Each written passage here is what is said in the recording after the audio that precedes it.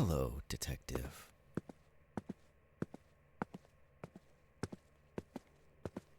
It's a pleasure to meet you. Now, which one are you again? Right, I remember now.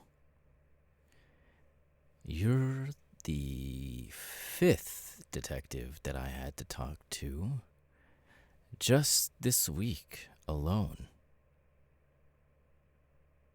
I wonder why is that? I guess we'll never know.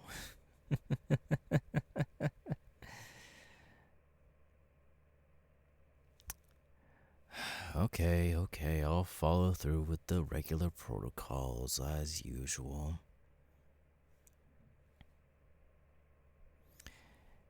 Jeff the Killer.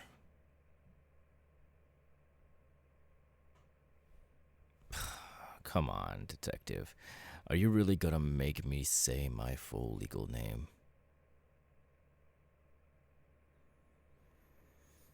Okay. You're no fun. You're one of those no fun detectives. Jeffrey Woods. Mm-hmm. That is correct, yes. I think I've not I think I've lost weight, but that sounds correct.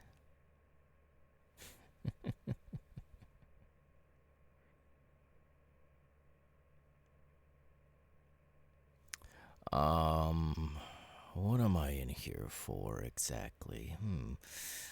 What was it again? I know one of my other cases involved murder.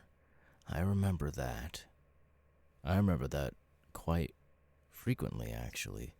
It reminds me of what I did, maybe, I don't know. I want to say 3 weeks ago. I walked into an apartment complex, and there just so happened to be someone I used to know back when I was just a little kid.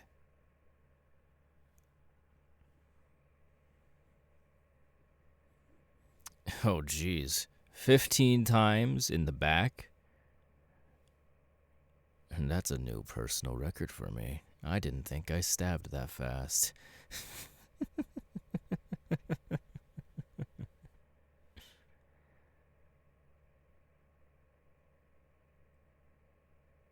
Well, I had to get away from the cops somehow, didn't I? I mean, what do you want me to run away from the cops when they have full blown sports cars and whatnot chasing after me? Of course I stole his car after I stabbed him. I wanted to have a little bit of a goose chase before I was put behind steel bars. Also, another thing. It was real cocky of you to say that you want to do this interview without me being shackled. That's a real risky move for you, Detective.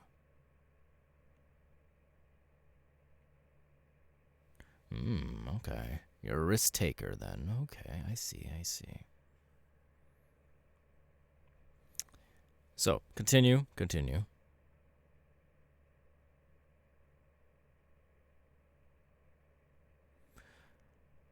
Yes, I would like to put on the record, because I know you're recording somehow, either audio or video, in like the secret other room behind that little mirror that I know is a window, and I know they can hear me. Hi. But it's whatever. I would like this on the record. Yes, I do remember my original case. It was about me going absolutely psycho back when I was just a little kid. Not even maybe, I don't know, freshly 16, 17 maybe. I was driven to a corner like a wild animal because my family wasn't the best. You see, my dad, the piece of shit he was a drinker and abusive. And my mother, well, bless her heart, whenever she was alive, she just couldn't handle it and went straight into alcoholism, just like my father. Both of them became drunks and just, well, forgot about their own kids in general. Especially me. But no, Lou was the special child. Lou was everything that they wished for out of their kids. Me, I was the mistake. One night, I remember. Can I finish? Can I finish the story of what happened? Thank you, detective. Anyway, where was I? Oh yeah. So it was my dad. He was drinking before, noon, like usual, and he was helping with my mom cook dinner. And then they got in a little argument, I would like to say, and the argument get a little bit more heated, and once it gets more heated, my father gets angry, and when my father gets angry, he does outrageous things. And so what he did was he picked up the kitchen knife and he slashed it at my mother. Of course, making her bleed, she runs to the bathroom. And then he turned his attention on me. And then his belt came off and he started beating me shitless.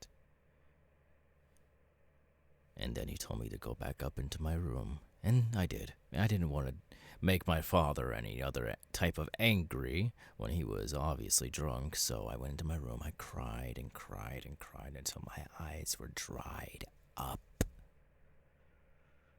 But later that night, I think I snapped. Mentally. Because once everyone was asleep, or so I thought, I went down into the kitchen, grabbed the sharpest knife that I knew we had in our cutlery. I went back upstairs into a bathroom. And, well, I'm getting ahead of myself. You see, my parents told me that I was never happy. I never gave them a smile when I was younger. So, I thought of that when I had this knife in my hand in the bathroom. And I just put it directly into my mouth and I just went up and up and up, right across my cheeks on each and other side. And I think my mother heard my grunts of pain and agony when I was doing this, and she opened the door to the bathroom, and she saw me with the bloody knife in my hands, and the new permanent smile that I have on my face. And I turned to her, I said, "Look, Mommy, I'm happy now. Like you always wanted."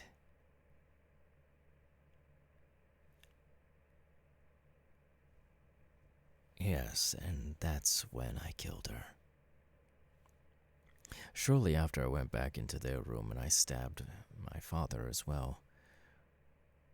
And I also tried to kill my brother, but I think he's still alive. I think he's out there somewhere. Excuse me, just for a moment. This light, it's flickering. Just gonna...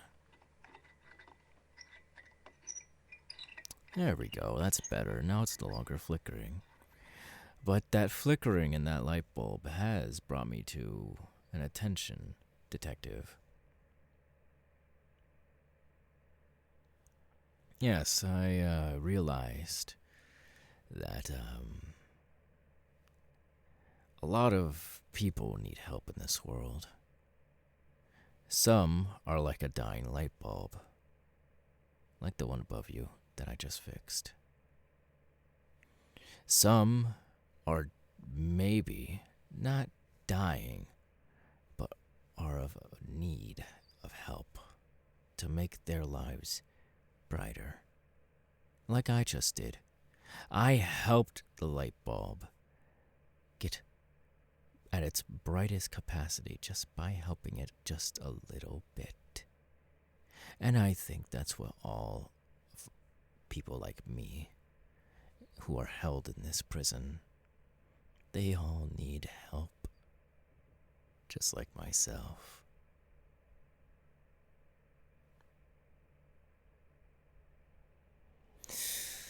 Yes, all of them are true, but you're trying to take my train of thought away, detective.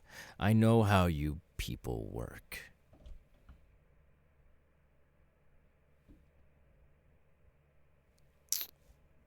It's a shame, really, that our time is just cut so quickly. But hey,